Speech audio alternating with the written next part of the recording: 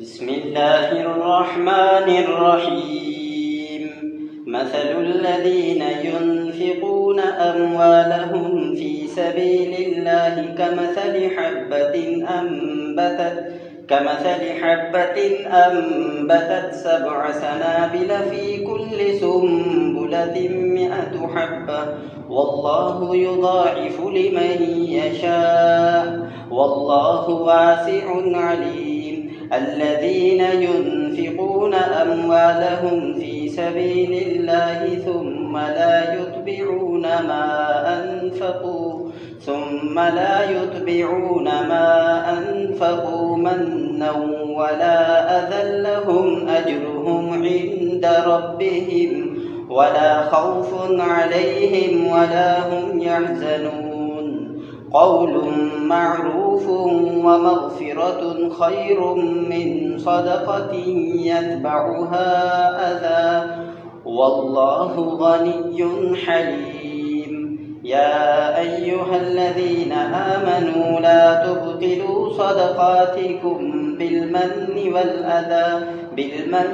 والأذى كالذي ينفق ماله رئاء الناس ولا يؤمن بالله واليوم الآخر، فمثله كمثل صفوان عليه تراب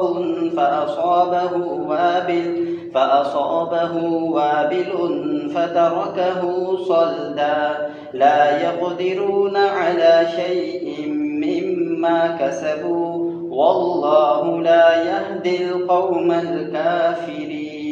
ومثل الذين ينفقون أموالهم ابتغاء مرضات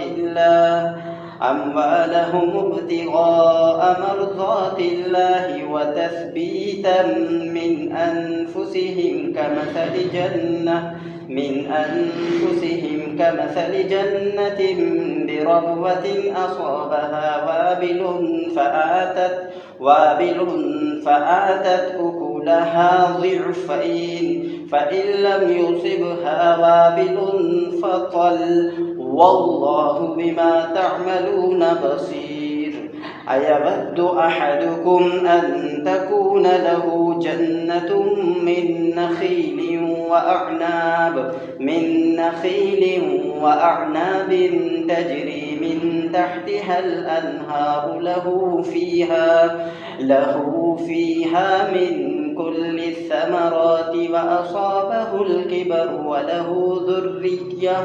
وله ذرية ضعفاء فأصابها إعصار فيه نار فاحترقت، كذلك يبين الله لكم الآيات لعلكم تتفكرون. سورة البقرة ركوع نمبر 36.